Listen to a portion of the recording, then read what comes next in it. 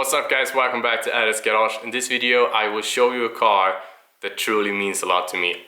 It is a car that has kept on breaking down, but I have kept on fixing it.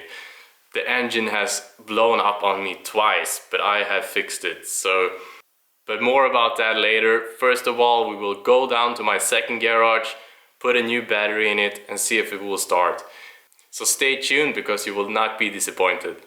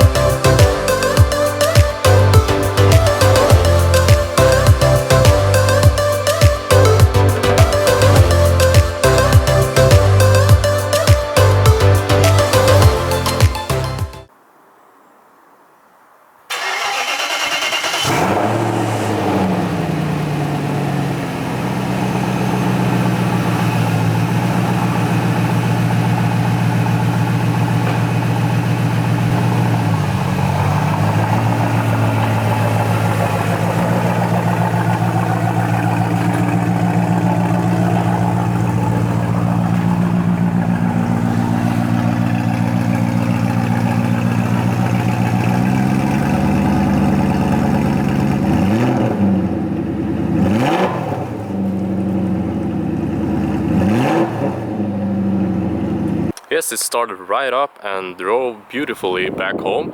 So we will now clean the car and then put the exhaust system back on.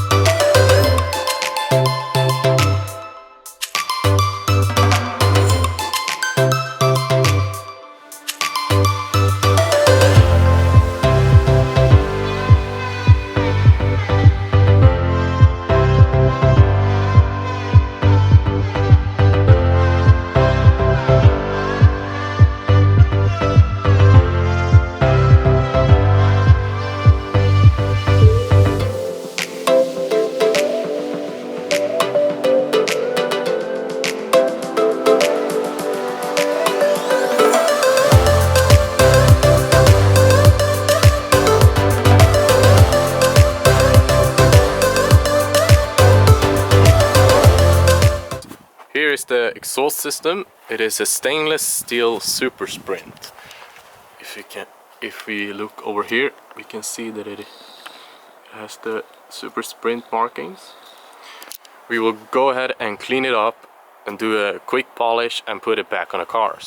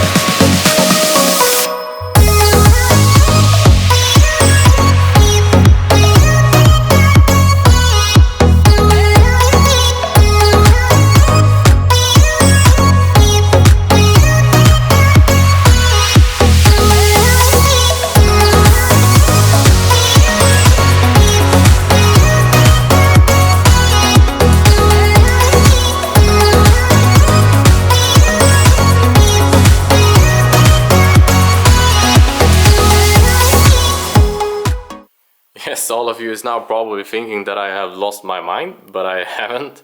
I just had to give it a quick clean and polish before I put it back on the car. I mean, it's a Supersprint stainless steel exhaust system. It It was very expensive when it was new, and I just had to give it a go if I could make it look like it did when it was new. And I have to say I'm quite close, so this will do, and I will now go ahead and put it back on the car.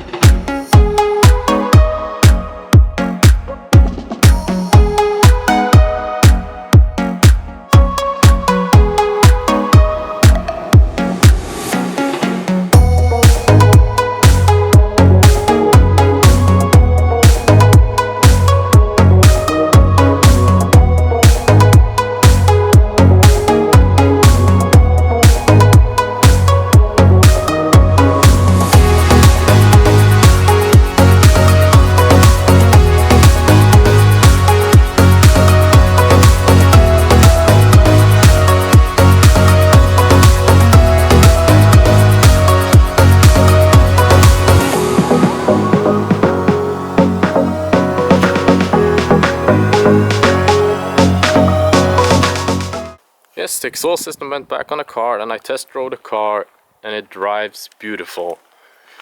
I'm so satisfied with this car now, because when I bought it, I drove it for 10 days and then the engine blew up. So I decided to restore the engine. It turned out that the piston rings was bad. So I decided to do a complete restoration of the engine, and when I had it back in the car, and sometime during the restoration a small piece of metal fell into the intake and completely destroyed the engine when I tried to start it up. So then it was the task of finding a new engine, which I did. I found an engine that has only driven 3,000 kilometers. It's from a wrecked car that had been standing since the 90s. When everything was back in the car, the gearbox decided to break. So then I needed to swap that as well. But now I have, and everything is working beautifully, and I have changed so much on this car. The brakes are new, the suspension is new, and a lot of the bushings are new, so it drives like it did when it was new. So it's sad to see it go, but I really need the money to do the things that I want to do with the 2002. Yep, but that is it about this car. I will now give you some news on the project. Yes, and the news that I wanted to give you in here is that I have bought the materials to make the new subframe for the rear axle, but I haven't really figured out which diff I'm going to use. I'm thinking of using a E30 diff, because those are more easier to get the hold of, and I can also use the E30 control arms, and that will give me disc brakes and better calipers at the same time. But I can't go ahead and make the rear subframe until I know which differential and control arms I'm going to use, so that I don't build a subframe that fits the wrong differential. So as soon as I get a hold of a new diff, I will make a video about building an aluminium subframe for this car. And the news on the engine is that I will take it apart myself and then give the block to someone that can refurbish it. And then I will put it back together myself. So, yep, that was the news that I wanted to give you. Yes, this will be it for this video. Thank you guys so much for watching. In the next one, I will hopefully be able to find a limited slip differential so that we can go ahead and build our aluminium rear subframe. But otherwise, we will just go ahead and continue on a different corner on this car. There's a lot of things that we can do, so make sure that you subscribe so that you don't miss the next video. Take care everyone, and I will see you next time.